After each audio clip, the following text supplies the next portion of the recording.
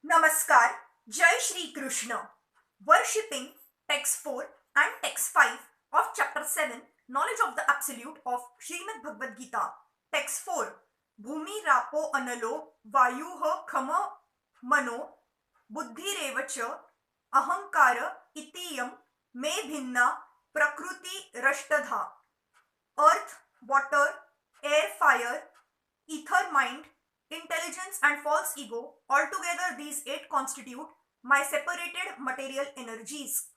The science of God analyzes the constitutional position of God and his diverse energies. Material nature is called Prakriti or the energy of the Lord in his different Purusha incarnations, expansions as described in the Satvata Tantra. Vishnos tu trini rupani पुरुषाखयानी अथो विदुह एकम तु महतः शस्त्र द्वितीयं त्व अंध समस्थितम तृतीयं सर्वभूतास्थां तानि ज्ञात्वा विमुच्यते. For material creation, Lord Krishna's plenary expansion assumes 3 Vishnus. The first one, Mahavishnu, creates the total material energy known as the Mahat Tattva. The second, Garbhodakshayi Vishnu, enters into all the universes to create diversities in each of them. The third, Shirodakshayi Vishnu, is diffused as the all-pervading super soul in all the universes and is known as Paramatma. He is present even within the atoms. Anyone who knows these 3 Vishnus can be liberated from material entanglement. This material world is a temporary manifestation of one of the energies of the Lord. All the activities of the material world are directed by these 3 Vishnus, expansions of Lord Krishna. These Purushas are called incarnations. Generally, one who does not know the science of God, Krishna, assumes that this material world is for enjoyment of the living entities and that the living entities and the Purushas, the causes, controllers and enjoyers of the material energy. According to Bhagavad Gita, this atheistic conclusion is false. In the verse under discussion, it is stated that Krishna is the original cause of the material manifestation. Srimad Bhagavatam also confirms this. The ingredients of the material manifestation are separated energies of the Lord. Even the Brahma Jyoti, which is the ultimate goal of the impersonalists, is a spiritual energy manifested in the spiritual sky. There are no spiritual diversities in the Brahma Jyoti as there are in the Vaikuntha planets. And the impersonalist accepts this Brahma Jyoti as the ultimate eternal goal. The Paramatma manifestation is also a temporary, all-pervasive aspect of the Shirodakshayi Vishnu. The Paramatma manifestation is not eternal in the spiritual world. Therefore, the factual absolute truth is the Supreme Personality of Godhead, Krishna. He is the complete energetic person and he possesses different, separated and internal energies. In the material energy, the principal manifestations are 8 as above mentioned. Out of these, the first 5 manifestations, namely earth, water, fire, air and sky, are called the 5 gigantic creations or the gross creations, within which the 5 sense objects are included. They are the manifestations of physical sound, touch, form, taste and smell. Material science comprises these 10 items and nothing more. But the other 3 items, namely mind, intelligence and false ego, are neglected by the materialists.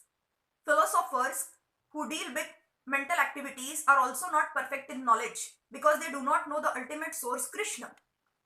The false ego, I am and it is mine, which constitute the basic principle of material existence, includes 10 sense organs for material activities. Intelligence refers to the total material creation called the Mahat Tattva. Therefore, from the 8 separated energies of the Lord are manifest the 24 elements of the material world, which are the subject matter of Sankhya atheistic philosophy. They are originally offshoots from Krishna's energy and are separated from him. But atheistic Sankhya philosophers with a poor fund of knowledge do not know Krishna as the cause of all causes. The subject matter for discussion in the Sankhya philosophy is only the manifestation of the external energy of Krishna as it is described in the Bhagavad Gita. Text 5. Apareyamita stavanyam prakritim vidhi me param jiva bhutam mahabaho yayedam dharayate jagata. Besides these, O mighty armed Arjun, there is another superior energy of mind which comprises the living entities who are exploiting the resources of this material inferior nature.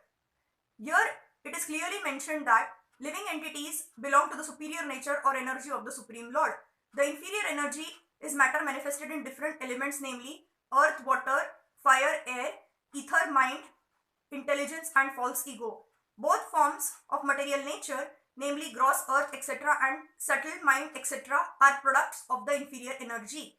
The living entities who are exploiting these inferior energies of the Lord for different purposes are the superior energy of the Supreme Lord, and this is due to this energy that the entire material world functions. The cosmic manifestation has no power to act unless it is moved by the superior energy, the living entity.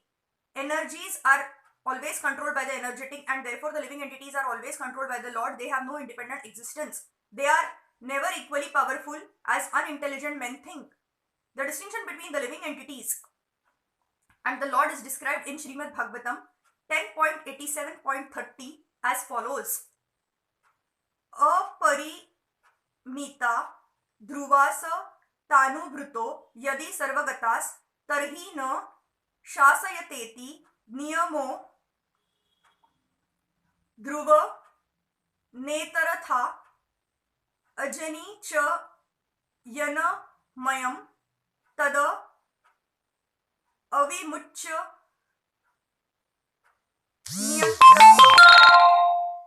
bhavet sa mama anuja amatam mata dushtaya.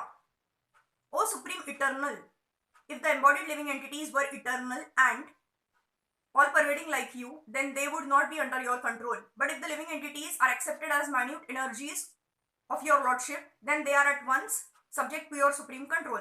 Therefore, real liberation entails surrender by the living entities to your control, and that surrender will make them happy. In that constitutional position only can they be controllers.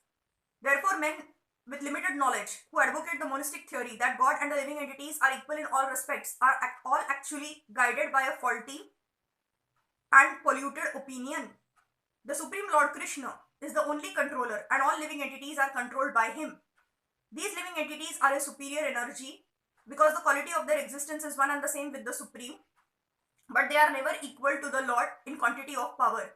While exploiting the gross and subtle inferior energy matter, the superior energy, the living entity, forgets his real spiritual mind and intelligence. This forgetfulness is due to the influence of matter upon the living entity. But when the living entity becomes free from the influence of the illusory material energy, he attains the stage called mukti or liberation. The false ego, under the influence of material illusion, thinks, I am matter and material acquisitions are mine. His actual position is realized when he is liberated from all material ideas, including the conception of his becoming one in all respects with God. Therefore, one may conclude that the Gita confirms the living entity to be only one of the multi-energies of Krishna, and when this energy is freed from material contamination, it becomes fully Krishna's conscious or liberated. Thank you.